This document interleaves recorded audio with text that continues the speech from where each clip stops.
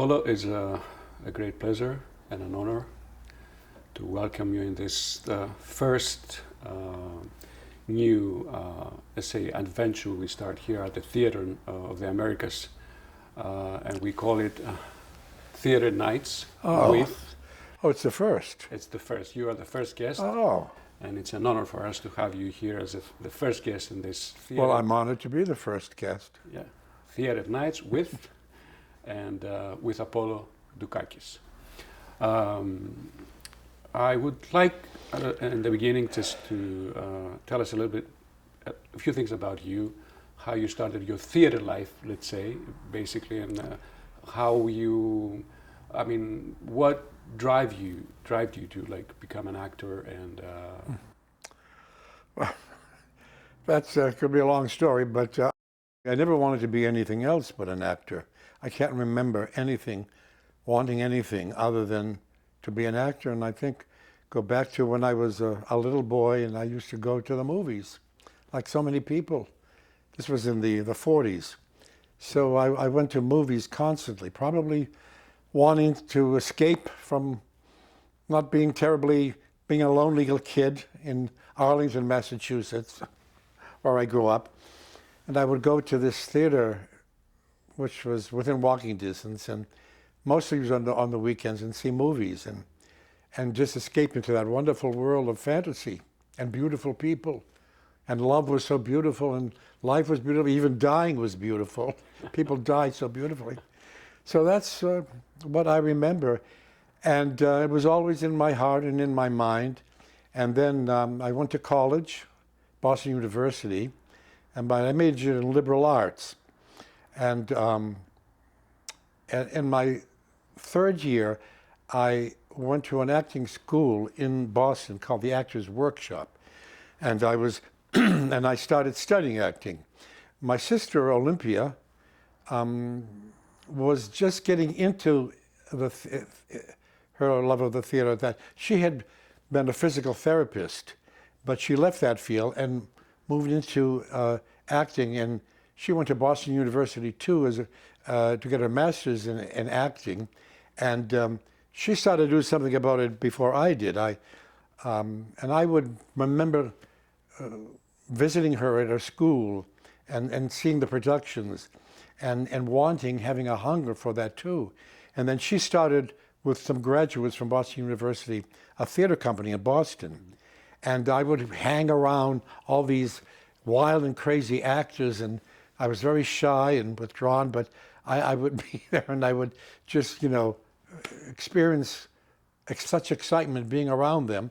And that was when I was in high school. And then I pursued my own desires when I was in my third year of college into this acting program, the acting school. And I was there for 2.5 years studying. And the very first play I think I did there, he would do plays occasionally using the students, was The Cherry Orchard. But I was blind as a bat. I was very nearsighted. I didn't have contact lenses. So I remember going on stage and I played Epi Hodoff in The Cherry Orchard. And I didn't have my glasses, so I couldn't see anything. So I still carried on. So that was my first training. And then my very first acting job was at Smith College in Northampton, Massachusetts, which at the time was an all-girls school. And they would hire 2 male actors a year to work in the theater department, to be in the classes with the young ladies, and be in scenes with them, and also take part of the productions. As a matter of fact, that was the first time I ever fell in love.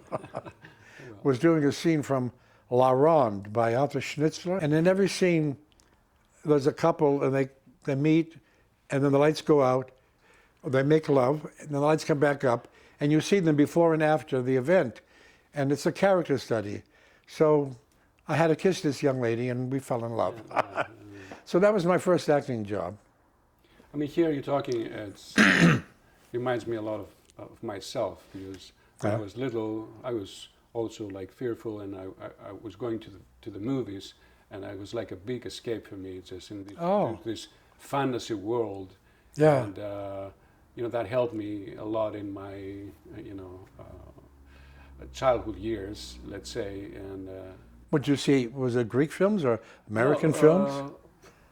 Mostly, I think Americans and Greeks and Greek films, and whatever we could have in the local movie theater. I was in this big, Hollywood productions then, and it was great. So let's see if you can advise like a young, boy or girl that they want to become actors. What would you say? Like what? Well, hopefully that they want to do theater. I mean, there's a difference. Some people want to go right to films and television these days. And when I was growing up and studying, I never dreamed about Hollywood or films or television. It was theater. And well, my advice would be just to work and perform and act anywhere you can, wherever you can, how often you can, to get the experience. I mean, you can go to an acting school for 2, 3, 4 years if you want to, but there's nothing like the experience of doing a play. Because the other is training, but this is a different kind of training because you're on stage and you're right there. And I had a wonderful time when I went to a small little non-equity theater in Portsmouth, New Hampshire. And I was there for 2.5 years. There were 90 seats in the audience. I got paid $40 a week. And we did a new play every 3 weeks. Oh. And it was like an incredible education. One week I would be doing a chorus boy in Little Mary Sunshine, which was a musical comedy, a parody of movie musicals. And then I would do, the next week, or then 2 weeks later, I would do Pastor Sanders in Ibsen's Ghosts. And and I was very young and I would be doing much older character parts. Who's Afraid of Virginia Woolf? I did George when I was 26 years old. And it was incredible because every 3 weeks we'd do a new play. So that was a great experience because you have the chance to be on stage and That's it. I mean, in life, I remember you said that you learn through experience. Through the doing of it, yeah. Through the doing of it, than just theory. Theory is important, of course. You gives you fundamentals, and going to a theater school maybe, but also then to, with every chance you have, to be on stage. I never said no to anything. I never did. And I don't know how many actors can do that either, because there's not that much work out there, and when you're asked to do something, go for it. Yeah. So you were not a lot into films. I mean, your sister Olympia, went into this world. Well, only when she was 56 years old. She did theater in New York and in regional theater, and then she would do maybe very small parts in little films, but nothing significant until she was cast in the movie Moonstruck. Yeah. And that was like what they call a breakthrough. And then she started doing important film work. But she was a theater actress until she was 56. Yeah, you were together for many years. You had a theater. Yeah, we had a theater company in New Jersey, Montclair, New Jersey, called the Whole Theater Company. And we were there together working for 15 years. We would act together. She would direct me. I would direct her. It was, it was a wonderful time. It seems ideal. For an actor to have your own theater and do the things that you like and or act or. It was her impetus. She was the guiding force of that company, which was made up of 10 acting couples. Myself with my wife, Maggie, and there were 9 other couples. And we all gravitated out of New York City to the suburbs of New Jersey. And we found space in the First Baptist Church. They gave us space, and we started this theater company there. And my sister, she was really the force that propelled us all. Because her name at that time, and still is, was Olympia Dukakis. And in 1969-70, she was only seen for ethnic roles. And she wanted to do the great parts. And so part of her vision was to be able to do great parts, and that's why you start your own theater company. Every actress do that. They start their own theaters so they can do the parts they want to do. And I would encourage actors not only to accept every role that comes their way, but to start their own companies, start their own theaters. That's, and many do. God bless them. Yeah. So you think this is the most, the best theater period in your life? Oh, right now? Oh no, back then when with Olympia you had the theater company. You think that was one of three. I would say there were three sections of my life. When I was in this theater in New Hampshire for 2.5 years, and I did so many plays. Parts, yeah. That was like a big moment. And then 15 years at the company in New Jersey. And then when I came to Los Angeles, looking for work in television and film, which I did get work when I first came here for about 5-6 years, then it sort of faded away and just stopped. And then I sort of focused again on theater, and I am with now still this company in Pasadena called A Noise Within. They're celebrating their 30th year. I got a chance to be a regular company member and did some wonderful parts. They did the classics as well. Was there any favorite part or play during all those years of your career? Oh, in all the plots? Some of the 2-3 favorites. Oh, well, one was the Molière, The School for Wives by Molière. I've done it twice in my life. It's a wonderful play because it's translated by a poet, Richard Wilbur, and he translated it with rhymed couplets. And the language is just such a pleasure and a joy to say and roll around in your mouth. And it's also the character was a 40-year-old bachelor who thinks he has the perfect solution for creating the perfect wife. And it's to school a young woman that he met and bring her up exactly the way he wants her. And it's almost like a satire on male chauvinism. And he thinks he has the secret to the perfect marriage and the perfect wedding, wedded bliss, as he calls it. And he's soon duped by the young lady who tricks him and falls in love with a younger man and leaves this old guy, sputtering with rage and hurt because he thought he could plan the perfect woman. A lot of men want to change their women when they get married and want to have control over them. This is a takeoff and a parody, and how ridiculous that is. And this play satirizes that whole philosophy, that whole code of masculinity. But it's the language that was a joy, and to this day. That and Shylock in Merchant of Venice was another favorite part. And I did take a stab at King Lear. I wasn't that successful. Some of it I got, but a lot of it I didn't. But I at least got a chance to take a stab at that part with a small Shakespeare company here in Los Angeles. And that was a treat. Those parts. And there were several parts that I never got a chance to play. Polonius and Hamlet I always wanted to do. Never quite got the chance to do that. Willy Loman, Death of a Salesman, was also a great part I wanted to handle. And Uncle Vanya. Oh, yeah. I played another part in Uncle Vanya. I did that once.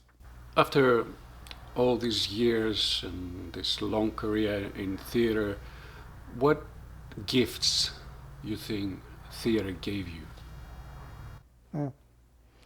That's interesting. What gifts?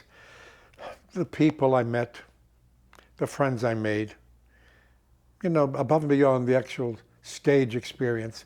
Sometimes you look back and you don't remember the actual experience you had on stage with certain plays.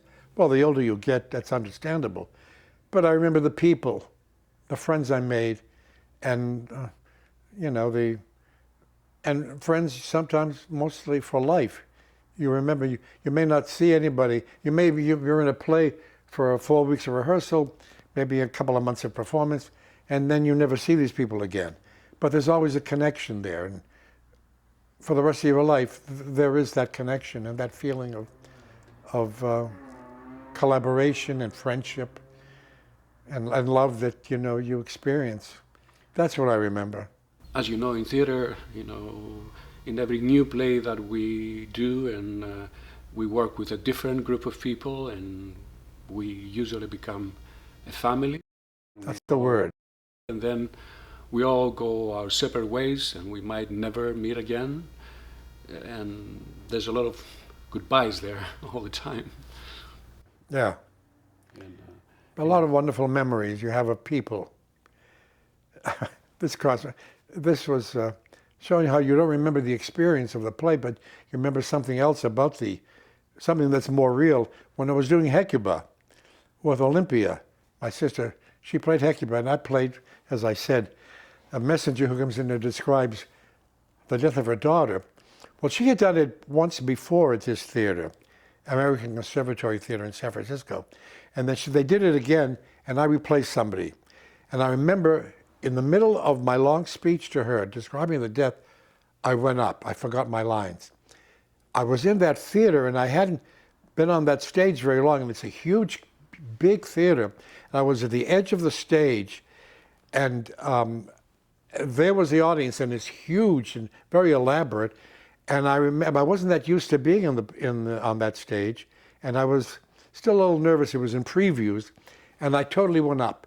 And Olympia was kneeling, listening to me describe the death of her daughter, and I went up, and then I was there, and she knew that I went up, and I heard this voice very softly whisper the line that I had, and she saved my life.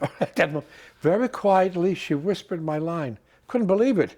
She knew my lines, and she knew where I was in the scene, and I was able to come back. That's what I remember. I don't remember anything else about the experience on stage except that moment, because it was the brutal reality of fear, in front of an audience. Interesting. How was the relationship between brother and sister growing up? I guess the dynamics were different than between you and Olympia, but then you both became actors. Right. And how was that, Well, there's 6 years difference. She was older than I, and she left our home to go pursue her interests. But we became very close when we both became actors, and then we started this theater company with the other couples, as I mentioned, in New Jersey in 1971. So we became intensely involved with each other, performing, being directed by each other. We lived a half a mile from each other. We shared our families and holidays and our lives. We were always in each other's homes. So, and the theater was a mile away. So it was very concentrated and very much in each other's life, and very much, very, very close in those years. Did that change when she became this world-known actor? The feeling between us didn't change, but the realities of our everyday life. She had become the artistic director of our theater, and I was the associate artistic director. And we both act and direct, but there was a lot of administrative duties. And when she won the Academy Award, she started making films and leaving the theater, and I was left with a lot of the administrative duties, and I felt overwhelmed. And that's not what I wanted. I wanted to act and direct.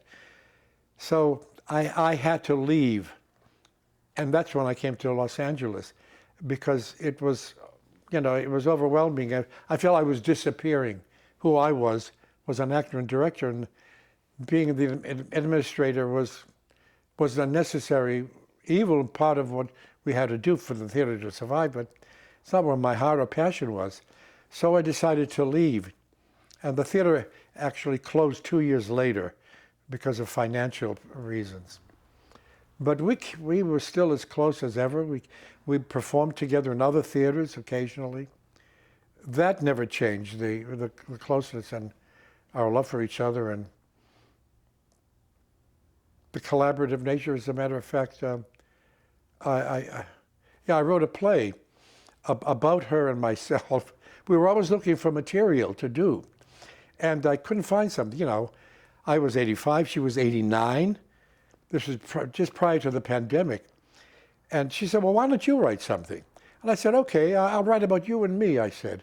And I wrote a one-act play, and I wanted her and I to do it, so we got on a Zoom, but she had had a stroke, a mild stroke, and it affected her vision, so she stumbled over words. We were going to get one of those ear devices some actors have, you know. People can feed you your lines and you can handle it that way, but then she got weaker and weaker, and that wasn't a possibility. And she passed away, and I was able to do the one scene of the play at her memorial in New York with a fellow actress. And but what about this play? Are you planning to produce it? well, you know what I do? I have put an evening together called Remembering Olympia, and there's 8 minutes of still photos of her stage work and her family and friends. And then the one-act play that I wrote, which is about 35 minutes long, 2 characters, just me. I call it the brother and the sister. I don't use our names, but it's about us. And it's myself and another actress. And then after that, there's 15 minutes of clips from her movies, followed by a Q&A with the audience. And I've done it at several venues here in Southern California. I did it at the LA Greek Film Festival last May, and then I did it at the North Coast Repertory Theater in Solano Beach. Then I did it at the Pacific Resident Theater in Carmel. And I'm talking with the American Conservatory Theater in San Francisco about doing it there. The actress I do it with lives in Alameda, which is near San Francisco. I mean, I would love to do it wherever I can, but there are certain costs involved, like travel fare. Well, anyways. I hope some people watching this right now, some theater lovers, people who love you and Olympia, they'll be willing to contribute in this production.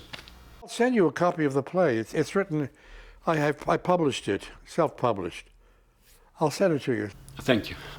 Thank you so much. After she passed away and I wrote that first scene, I wrote 2 other scenes. So it's about 35 to 40 minutes long. I feel that this is a very special play. It is, because it's basically, a lot of it is real, some of it's imagined, but a lot of it's conversations that we had through the years about our life. Olympia became this world-known actor, Oscar-winning, and also the name Dukakis was, well-known through Michael Dukakis. And did this affect your life in any way? Well, I was just so proud of both of them for being incredible what they both did. Michael, unfortunately, it soured a bit, but very, very proud and thrilled with what happened. The success and the recognition. In the early years, like in the 90s, I was walking down the street with her or going someplace, and people would turn around and and look at her. Oh, once she was the Grand Marshal of the Gay Pride Parade in San Francisco. It was unbelievable. There's a huge gay community there, and she was in the car sitting on the top, and myself and my wife Maggie were sitting on either side of her, helping to prop up her elbows so she could wave without being tired. People ran towards the car. Some people weeping, crying, thanking her for what she did. She was a symbol for the gay community. She did that part in Tales of the City on television, where she played a transgendered landlady, and people loved her for what she stood for and how she supported the gay community. It was amazing. People running, I love you, we love you, Olympia. And we're holding her arm up so she can wave at them. That's a very good scene for a film. Well, there's a documentary on her life. Yeah, I've seen the documentary. Oh, okay. Yeah. It's a great documentary. Going back to our theater life, during my career, doing different parts, different plays, and experiencing different situations and feelings, I discovered a lot of things about me. Do you see that? I mean, what you discovered about you through that theater life? Well, just in terms of the work, I think my work has changed. In the early years, I was more in my head about the work, and I would over-dramatize, be too big, too self-dramatizing, and it took me a lifetime to be able to feel I could be still, on stage as well as on film. Working on film was a huge change and adjustment. But to internalize and trust that I was enough as a person and as an actor, that I didn't have to, emote or dramatize. And the older you get, you learn. Life teaches you those lessons. And I've lasted 85, so I've learned a lot. And I hope that the work itself has deepened, and as I'm sure it has for you too, deepened because of what life teaches you. Do you think that theater and all the parts you played gave you something that you could later apply into your life? I see where you're getting at. I'm trying to, I don't know. Well, doing some parts have always made me understand that I could understand the humanity of these characters and where they were coming from. And, I don't know how to answer that question. Through theater and doing different parts helped me as Sokratis. And, I was more a fearful child, shy. But through theater, I was able to build, that power. I discovered that power through the characters, and that helped me, in my life. And now I can say that, I'm a good public speaker, and I applied, things that I discovered in my life. I understand that. Yes, I think I went through the same thing. I could never go into an audition and just talk like I'm talking to you now. I'm being myself, and I was always fearful. I didn't know how to handle. I didn't know how to be myself.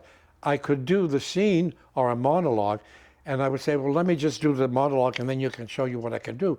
But people want to know who you are. They want to, they want to know who you are. They're going to spend time with you, and they don't want to just see you do a monologue or the play or the film. They want to see, and I think it took me many years to be able to feel free, to have that confidence in myself. I think it took time, just time, a long time for me. Maybe you got this from some of the characters you played. I don't know, Socrates. I don't know if maybe there was always a part of me in those characters, and I was able to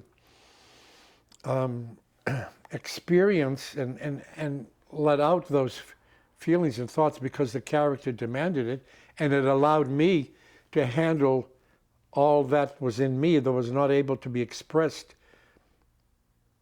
in life because of my fears or doubts or insecurities, but I could do it on stage, and it allowed that to open me up. And I guess, I don't know what I would have done if I wasn't able to be an actor. So when you come to think of it, it was an incredible lesson.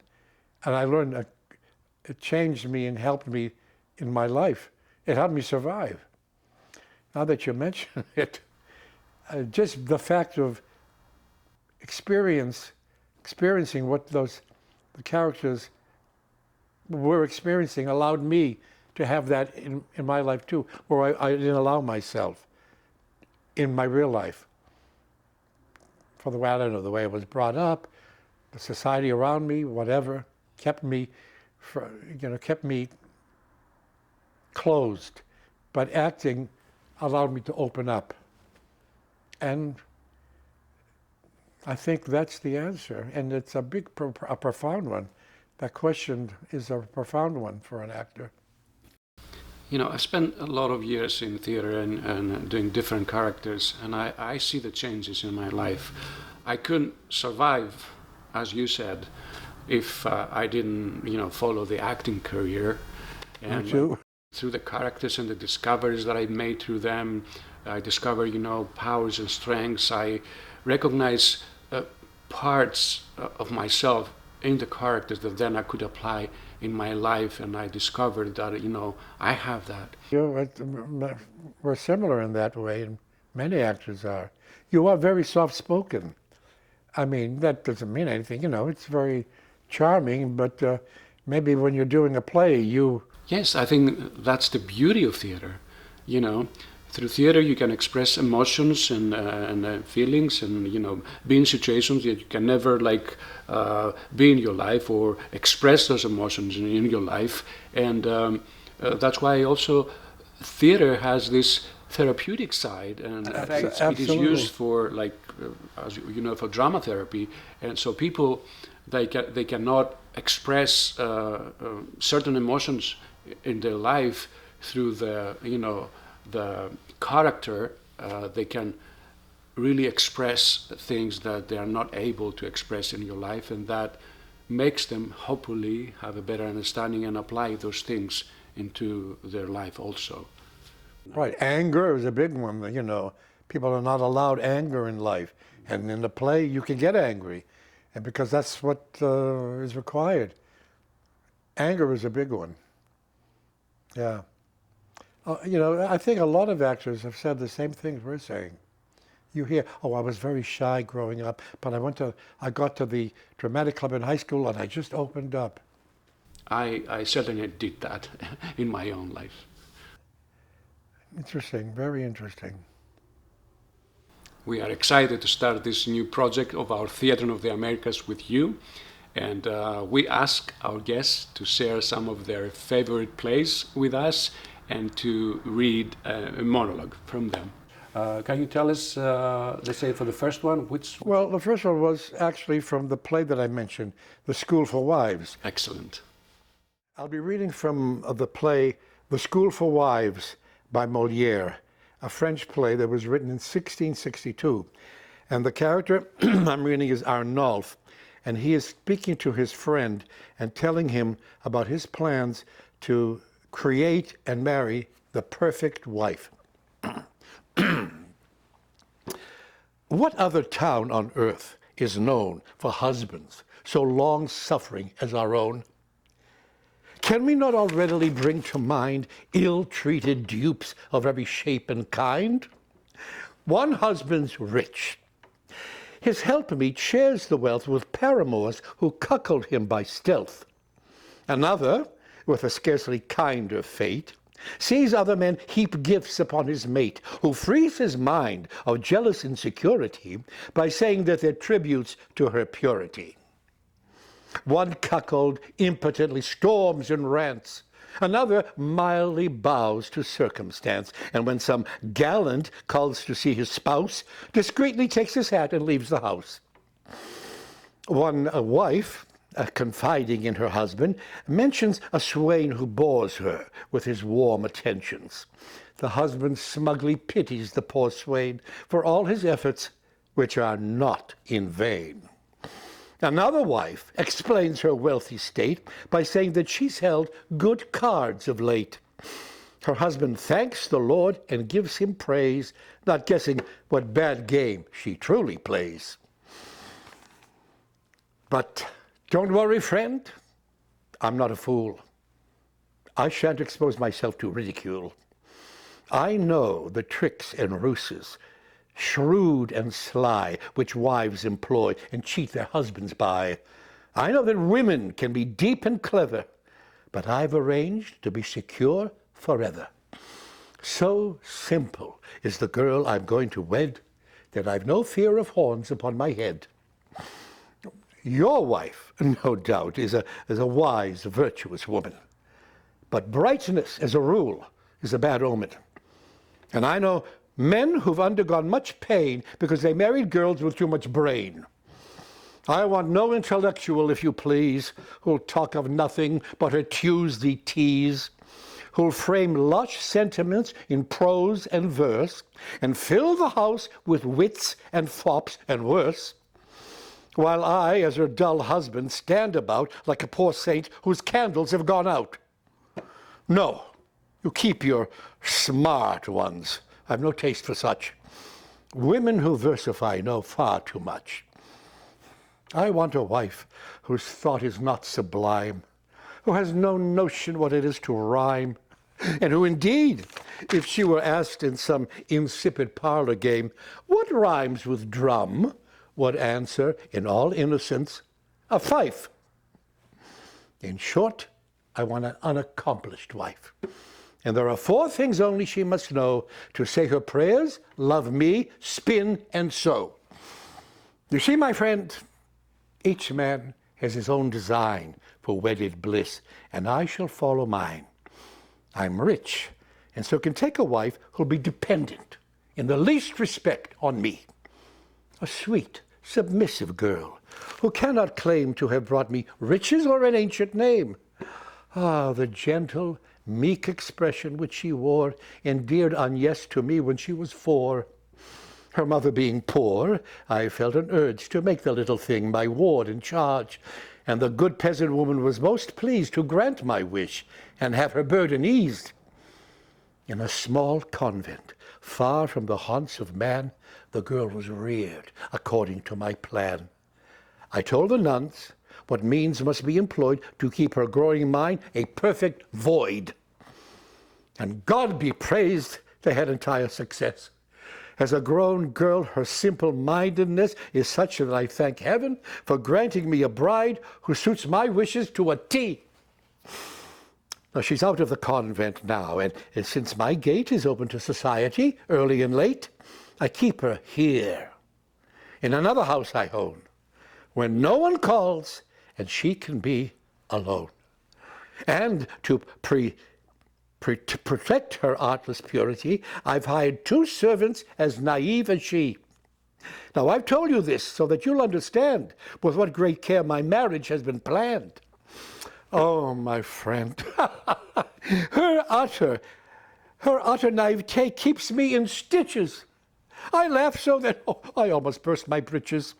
You won't believe this, but the other day, she came and asked me in a puzzled way, and with a manner touchingly sincere, if children are begotten through the ear. Oh. Now, I'm going now to knock on my door and let them know that I'm in town once more. Farewell.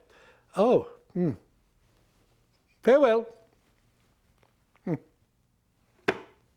On certain subjects, he's a trifle cracked. It's curious to see with what devotion a man will cling to some quite pointless notion. The end. I'll be reading from Hamlet by Shakespeare, and the part is Polonius. He's an elderly gentleman who is talking to his son, Laertes, who is about to take a ship ride to France. And Polonius takes it upon himself to advise his son on how to live and how to behave, even though he's a grown man. So he's a bit foolish, but loving at the same time. Get here, Laertes. Aboard, for shame. The wind sits in thy shoulder of your sail, and you are stayed for. There. My blessing on thee. And these few precepts in thy memory look thou character. Give thy thoughts no tongue, nor any unproportioned thought his act. Be thou familiar, but by no means vulgar. Those friends thou hast in their adoption tried, grapple them unto thy soul with hoops of steel. But do not dull thy palm with entertainment of each new-hatched, unfledged courage. beware of entrance to a quarrel. But, being in, bear it that the opposite may beware of thee. Give every man thine ear, but few thy voice. Take each man's censure, but reserve thy judgment. Costly thy habit, as thy purse can buy, but not expressed in fancy, rich, not gaudy. For the apparel oft proclaims the man, and they in France of the best rank and station are of most select and generous, chief in that. Neither a borrower nor a lender be, for loan oft loses both itself and friend, and borrowing dulleth edge of husbandry. This, above all, to thine own self be true, and it must follow as the night the day, thou canst not then be false to any man. Farewell. My blessing season this in thee. The time invites you. Go, your servants tend. The end. What is the next monologue you will share with us? I'm going to read from Antigone by Sophocles, and it is the part of the messenger who comes in at the end and describes events off stage, the death of Haman, Creon's son, and the death of Antigone. Creon being the king of Thebes, and he refused to allow Antigone's brother Polynices to be buried because he felt that he was a traitor to the state. But Antigone defied his orders and buried him. And Haman is caught in the middle between his father and Antigone, and Antigone kills herself, and Haman kills himself, and the messenger comes on stage to describe to the chorus and the populace what happened. The messenger. Neighbors, friends of the house of Cadmus and the kings, there's not a thing in this mortal life of ours I'd praise or blame as settled once for all. Fortune lifts and fortune fells the lucky and unlucky every day. No prophet on earth can tell a man his fate. Take Creon. There was a man to rouse your envy once, as I see it. He saved the realm from enemies. Taking power, he alone, the Lord of the fatherland, he set us true on course. He flourished like a tree with a noble line of sons he bred and reared. And now it's lost, all gone. Believe me, when a man has squandered his true joys, he's as good as dead, I tell you, a living corpse. Pile up riches in your house as much as you like. Live like a king with a huge show of pomp. But if real delight is missing from the lot, I wouldn't give you a wisp of smoke for it, not compared with joy. Haman, Creon's son, is gone. His blood spilled by his own hand. Raging mad with his father for the death of his bride. I'll speak as an eyewitness. I was there, and I won't pass over one word of the truth. Why should I try to soothe you with a story, only to prove a liar in a moment? Truth is always best. So, I escorted your lord. I guided him to the edge of the plain where the body lay. Polynices, torn by the dogs and still unmourned, and sang a prayer to Hecate of the crossroads, Pluto too, to hold their anger and be kind. We washed the body in the bath of holy water, and plucking some fresh branches, gathering what was left of him, we burned them all together and raised a high mound of native earth, And then we turned and made for that rocky vault of Antigone's, the hollow, empty bed of the bride of death. And far off, one of us heard a voice, a long wail rising, echoing out of that unhallowed wedding chamber. He ran to alert the master, and Creon pressed on, closer. The strange, inscrutable cry came sharper, throbbing around him now, and he let loose a cry of his own, enough to wrench the heart. "O God, am I the prophet now? Going down the darkest road I've ever gone, my son is his dear voice. He greets me. Go, men, closer, quickly, go through the gap. The rocks are dragged back, right to the tomb's very mouth. And look, see if it's Haman's voice I think I hear, or the gods have robbed me of my senses."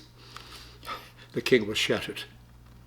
We took his orders, went and searched, and there, in the deepest, dark recesses of the tomb, we found her, hanged by the neck in a fine linen noose, strangled in her veils, and the boy, his arms flung around her waist, clinging to her, wailing for his bride, dead and down below, for his father's crimes and the bed of his marriage blighted by misfortune. When Creon saw him, he gave a deep sob. He ran in, shouting, crying out to him, "Oh, my child, what have you done? What seized you? What insanity? What disaster drove you mad? Come out, my son, I beg you on my knees." But the boy gave him a wild, burning glance, spat in his face. Not a word in reply. He drew his sword. His father rushed out, running as Haman lunged and missed. And then, doomed, desperate with himself, suddenly leaning his full weight on the blade, he buried it in his body, halfway to the hilt. And still in his senses, pouring his arms around her, he embraced the girl, and breathing hard, released a quick rush of blood, bright red on her cheek, glistening white. And there he lies, body and folding body. He has won his bride at last, poor boy. Not here, but in the houses of the dead. Creon shows the world that of all the ills afflicting men, the worst is lack of judgment. The end. Apollo, I want to thank you again for being our first guest in our theater nights here at the Theatron of the Americas, and for sharing with us your talent, moments from your life and your career. I enjoyed it. Hopefully, we can meet soon at the production of Antigone. When? Yeah, I mean, next week. Okay. Some of you that might hear this, please support Theatre of the Americas and the upcoming production of Antigone. Apollo, I'm grateful. Thank you so much. Thank you, Socrates. Thank you. Ευχαριστώ πολύ. Παρακαλώ.